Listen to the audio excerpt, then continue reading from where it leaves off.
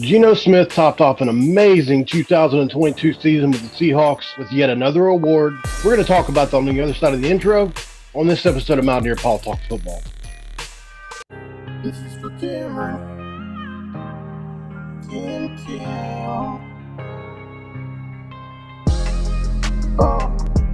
What is up and welcome in, guys. My name is Mountaineer Paul, and you have landed yourself here again at Mountaineer Paul Talks Football.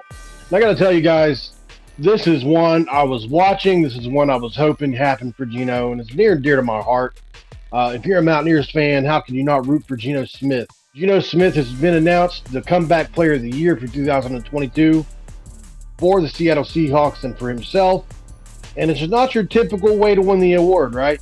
The 8 seasons between opening day start mark the largest gap since 1971. That's the last time something like this happened. That's a long time. Things like this just don't happen. This is a fairy tale story. And it happened to one of our guys. If you can't get excited about that, you're not a Mountaineers fan.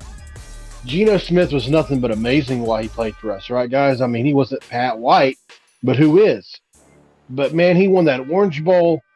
He did so many great things. He's got pretty much every record you can write for a West Virginia quarterback. And I really felt strongly he was going to have a good NFL career. Finally, he's living up to that billing, and it goes to show it really matters where you land. Geno didn't land in a good spot. He landed in the Jets in that 2012 season, and unfortunately, things didn't go as planned. Mark Sanchez, back when he was the Sanchez, had just gone to 2 back-to-back AFC Championship games. And so Geno had a lot to live up to. Unfortunately, Rex Ryan was the coach then. And Rex Ryan is a media guy. He not the best coach for a rookie, in my opinion. Really hard on him in the media. And then just when Geno got things together, boom, broken jaw. And it just seems like anytime Geno started to mount some type of comeback, something would happen. Then he lands behind a Hall of Famer in Eli Manning. Then he lands behind another Hall of Famer in Phillip Rivers. Then he lands behind probably what's going to be another Hall of Famer in Russell Wilson. And finally, he gets another chance. Guys, if you're not subscribed to Mountaineer Paul Talks Football, please subscribe to the channel. I would also appreciate you guys if you just drop a comment below.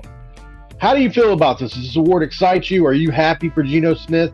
Have you ever seen anything like this in your life? Let me know. Let's have a conversation about that. So some key numbers behind why Geno won this award.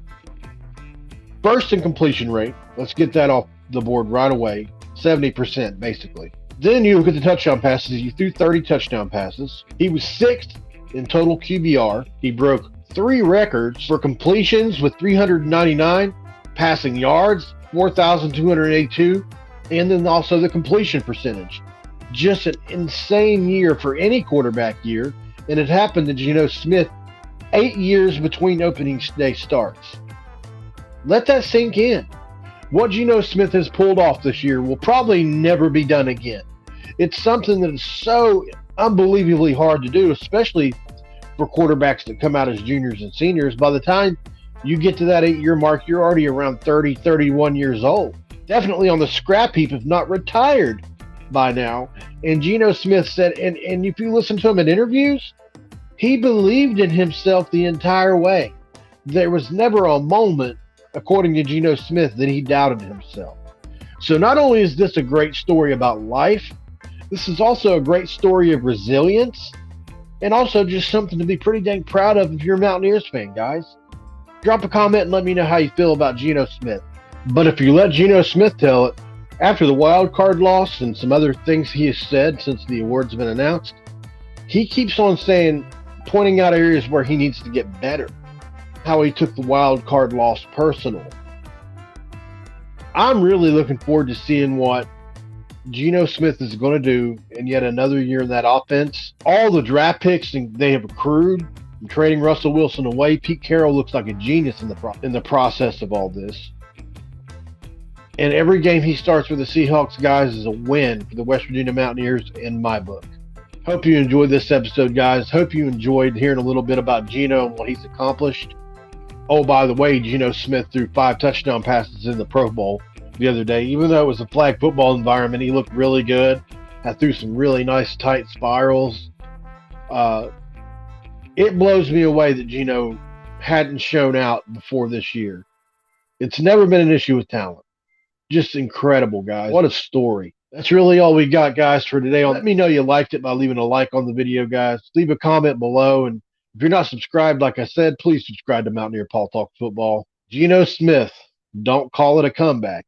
I'm going to continue to bring you more West Virginia coverage, more Big 12 coverage, and the like. This has been another episode of Mountaineer Paul Talks Football. This episode is over. I'm out. This is for Cameron. Cam.